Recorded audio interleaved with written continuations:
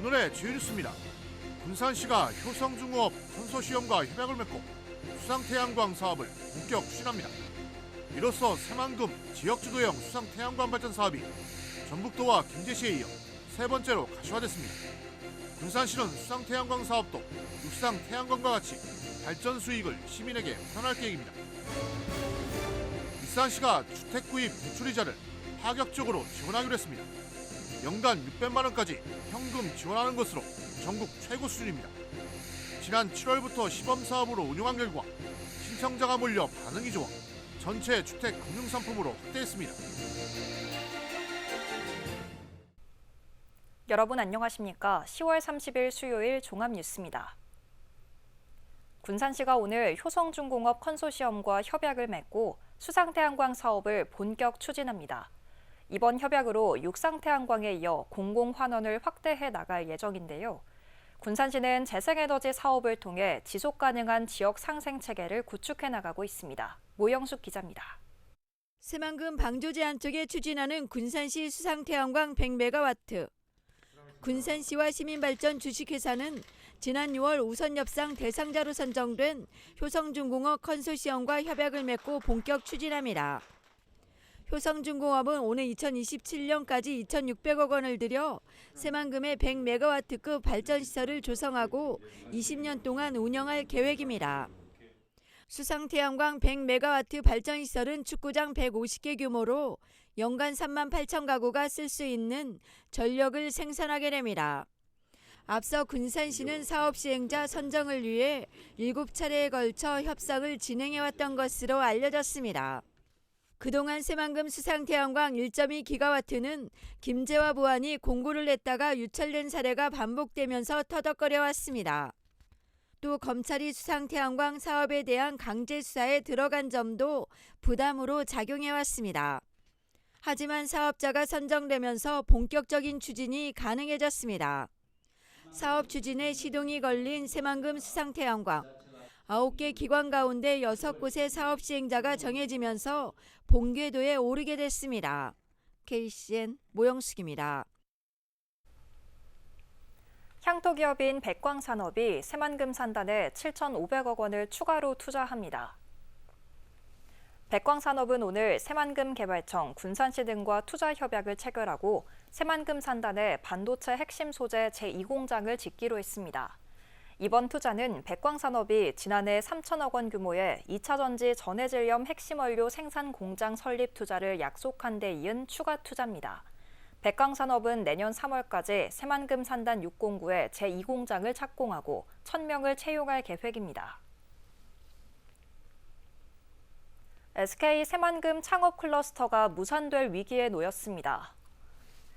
SK E&S에 따르면 새만금 창업 클러스터에 입주하기 위해 동의서를 받은 23개 기업이 수상태양광 사업이 지연되면서 사업을 포기한 것으로 알려졌습니다.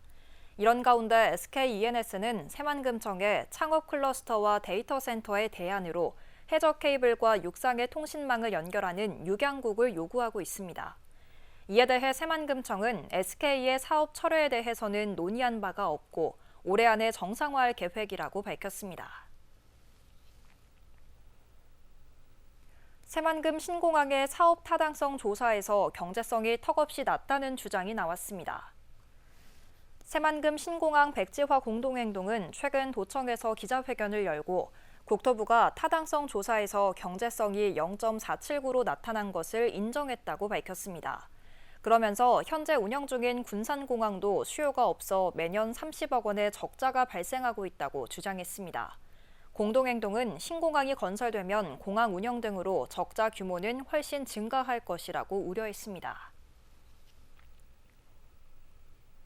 정부의 세수 결손으로 도내 지방교부금과 지방교육재정교부금이 모두 타격을 받을 것으로 보입니다. 전북자치도는 지방교부금 감액 수준이 도는 379억 원, 14개 시군은 1,611억 원 등 모두 1,990억 원 규모로 예측했습니다. 또 전북자치도 교육청은 지방재정교부금이 2,187억 원 정도 감액될 것으로 전망하고 안정화기금과 예비비를 적극 활용할 방침입니다. 도의회 문승우 의장이 지방교부세 교부 방식 개편을 촉구했습니다. 문승우 의장은 지난 29일 충남에서 열린 시도의회 의장협의회에서 지방재정 운용 여건 개선을 위해 이같이 촉구했습니다. 문 의장은 정부가 올해도 세수 결손을 이유로 지방교부세를 삭감하기로 하면서 재정 자립도가 낮은 전북이 직격탄을 맞게 될 것이라고 주장했습니다. 그러면서 정부는 올해분 교부세를 정상적으로 지급하고 내국세에 연동된 교부세 교부 방식을 개편해 안정적인 지방재정이 운용될 수 있도록 해야 한다고 강조했습니다. 국회의 내년도 예산안 심사가 본격화되는 가운데 도내 30개 중점 사업에 대한 예산 확보 활동이 강화됩니다. 전북자치도는 국회 단계에서 증액할 중점 사업들을 추려 지역 정치권과 함께 공동 대응에 나서기로 했습니다. 국회의 상황실을 운영해 동향을 파악하고 여야 의원들과 공조해 나갈 계획입니다. 특히 30대 중점 사업에는 하이퍼튜브 핵심 기술 개발과 동물용 의약품 임상시험센터 구축이 포함됐습니다. 익산시와 조국혁신당이 오늘 시청 대회의실에서 정책 간담회를 가졌습니다. 간담회를 통해 교육발전특구 시범지역 운영과 글로컬 대학 지원, 소상공인 연수원 건립, 동물용 의약품 임상시험 지원센터 구축 등 주요 현안 사업에 대한 국가 예산 확보 논의가 이뤄졌습니다. 한편 조국혁신당에서는 강경숙 의원과 정도상 도당위원장 등이 참석했습니다. 군산 월명산 전망대가 사업을 추진한 지 7년 만인 올해 착공될 전망입니다. 군산시에 따르면 지난 2017년부터 시작된 월명산 전망대 조성 사업은 다음 달 건축 심의 등 행정 절차와 건축 설계를 끝내고 올해 안 착공해 내년 말 준공될 예정입니다. 전망대는 130억 원을 들여 높이 54m로 지어집니다. 한편 전망대는 그동안 사업비 증액과 디자인 설계 문제 등으로 건축 설계가 바뀌는 등 논란이 이어져 왔습니다. 익산시가 주택 구입 대출이자를 파격적으로 지원하기로 했습니다. 연간 600만 원까지 현금 지원하는 것으로 전국 최고 수준인데요. 지난 7월부터 시범 사업으로 운용했는데 신청자가 몰리자 아예 제도화하기로 했습니다. 익산시는 아파트 분양 활성화와 인구 유입 효과라는 두 마리 토끼를 노리고 있습니다. 최정호 기자입니다. 익산시가 공식 브리핑을 갖고 주택 구입 대출이자 플러스 알파 지원 정책을 발표했습니다. 기존 정책보다 강화된 것으로 전국 최고 수준의 현금 지원이 주요 골자입니다. 기존에는 대출 잔액 최대 1억 원 기준에 최대 3% 이자 지원, 연 최대 300만 원까지였습니다. 앞으로는 대출 잔액 최대 2억 원 기준에 최대 3% 이자 지원, 연 최대 600만 원까지 2배로 늘어납니다. 지원 기간은 기존에는 최장 3년이었지만 자녀 수 등 조건에 따라 최장 5년까지 가능해집니다. 이렇게 되면 익산에서 주택을 구입한 가구는 최대 3천만 원의 현금 지원을 받게 되는 셈입니다. 인구 유도를 위해 관내 전입자에게도 연 최대 600만 원, 최대 3천만 원까지 지원을 확대하겠습니다. 대출이자 지원 상품도 적용 범위가 넓어졌습니다.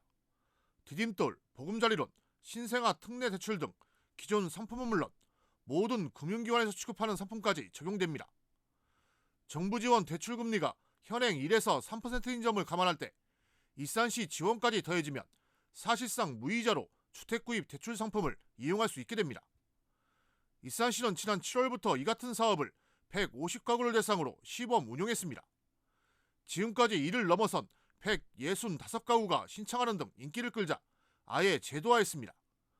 오는 2026년까지 신규 아파트 9천여 세대가 공급되는 상황에서 분양 활성화와 인구 유입 효과를 거둘 수 있을 것으로 보고 있습니다. 청년, 신혼부부층을 타겟으로 인구 정책을 추진하여 시민들의 주거 사다리를 구축하고 인구 유입의 선순환 효과를 만들기 위해 내 집 마련에 있어 대출이자 등 부담 요소를 해소해주겠다는 익산시. 파격적인 현금 지원을 통해 인구 유입 효과를 거둘지 주목됩니다. KCN 최정호입니다. 검찰이 지난 4월 총선을 앞두고 경선 여론 왜곡 의혹과 관련해 신영대 의원을 추가 소환했습니다. 서울 북부지검은 오늘 신영대 의원을 다시 불러 공직선거법 위반 혐의에 대해 조사하고 있습니다. 검찰은 신 의원이 지난 3월 민주당 당내 경선 여론조사 왜곡 의혹과 관련해 관여했는지 여부를 살피고 있습니다. 한편 구속된 사무국장 1명은 재판 과정에서 여론조작 왜곡 혐의를 대부분 인정한 것으로 알려졌으며 신 의원은 자신과 무관하다는 입장입니다. 경찰이 지역 언론사 기자와 공모해 부당 인사를 요구한 혐의를 받고 있는 익산시 공무원의 신병 확보에 나섰습니다. 전북경찰청은 익산시 공무원 A씨에 대해 사전 구속영장을 신청했습니다. A씨는 지역 언론사 기자와 공모해 인사권자에게 자신을 특정 부서로 전보 조치해줄 것을 강요한 혐의를 받고 있습니다.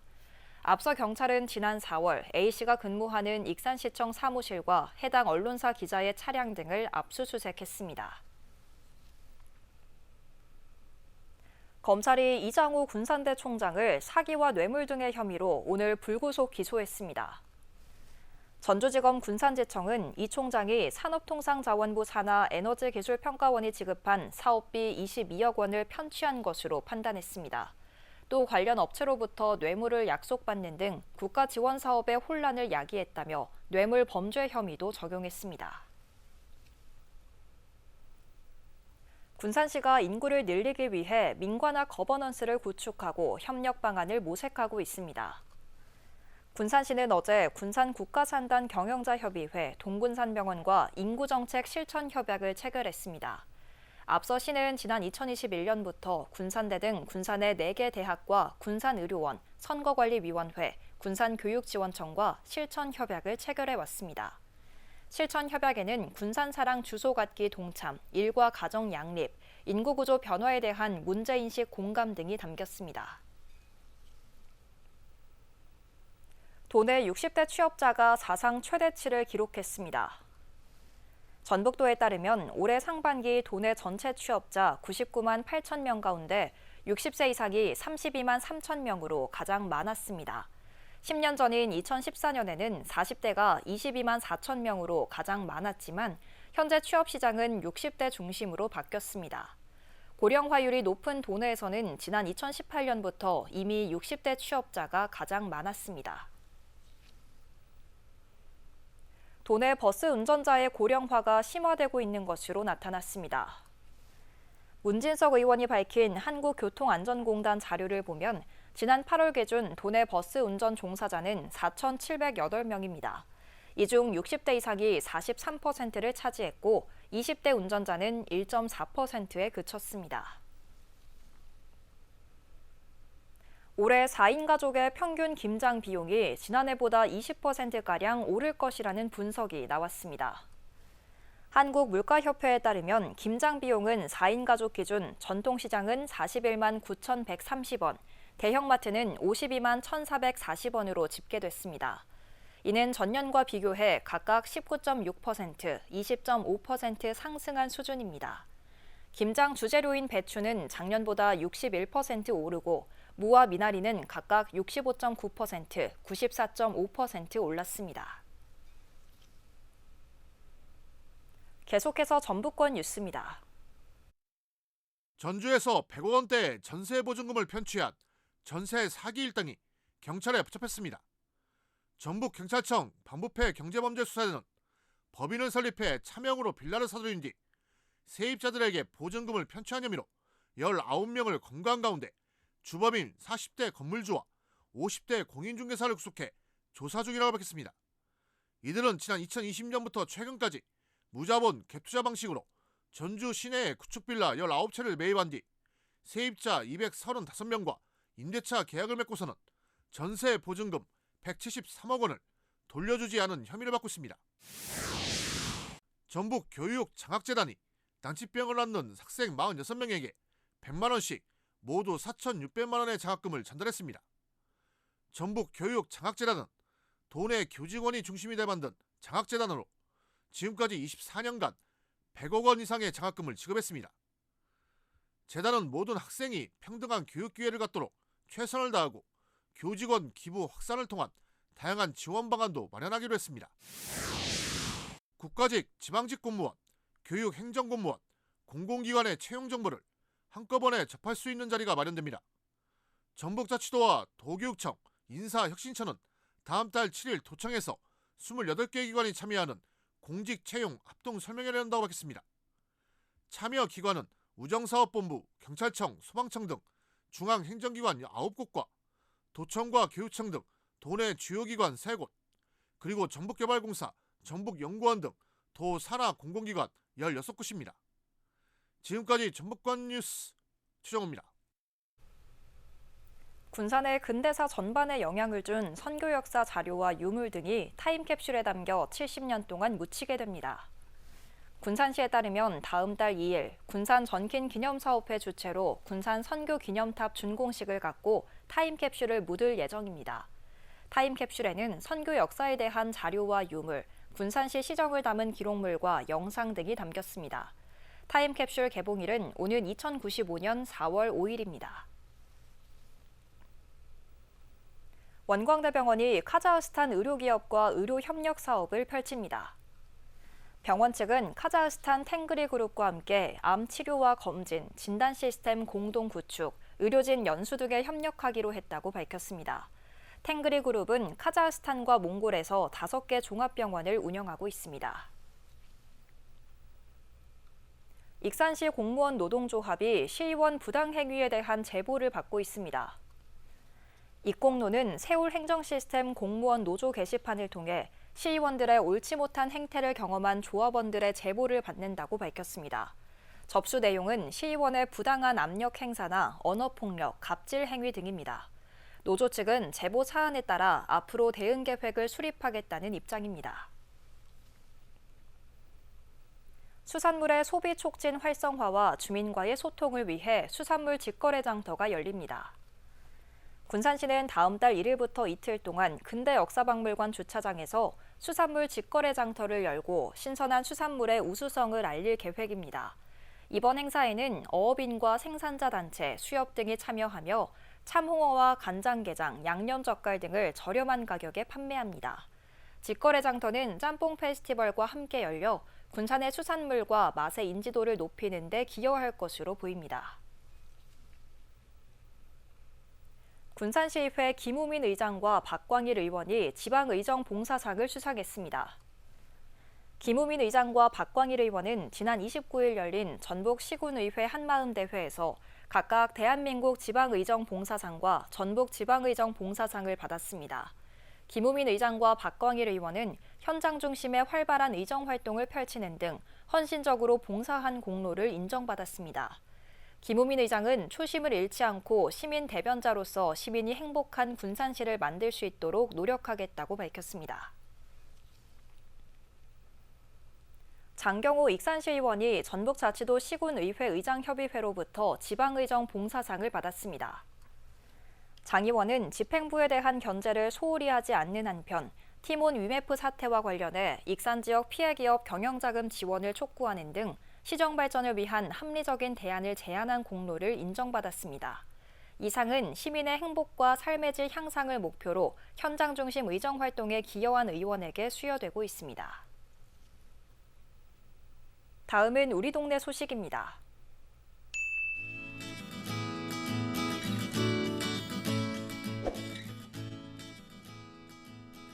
익산시 이리감리교회가 창립 75주년을 맞아 인화동 행정복지센터에 이웃돕기 성금 300만 원을 기탁했습니다.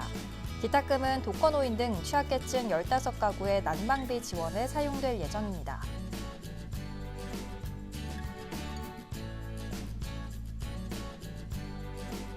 군산시 신풍동 행정복지센터는 관내 70세 이상 취약계층 20세대를 대상으로 안전한 가스레인지 교체 지원 사업을 실시했습니다. 지원을 받은 주민은 오래된 가스레인지 때문에 불안했는데 새로 교체할 수 있도록 도와줘서 감사하다고 소감을 전했습니다. 이어서 내일의 날씨입니다.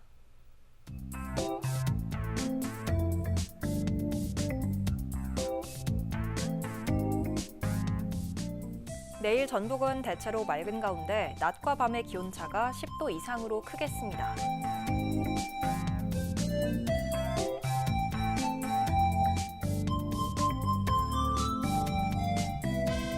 기온은 6도에서 출발해 22도까지 오르겠습니다.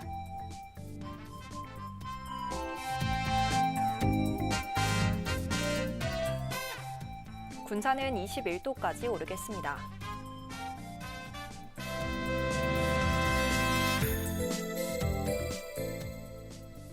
익산도 최고 21도까지 오르겠습니다.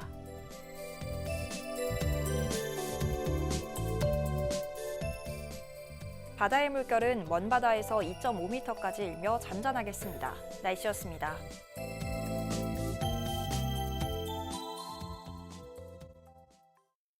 이상으로 KCN 종합뉴스를 마칩니다. 정확한 보도로 늘 함께하겠습니다. 시청해주신 여러분 고맙습니다.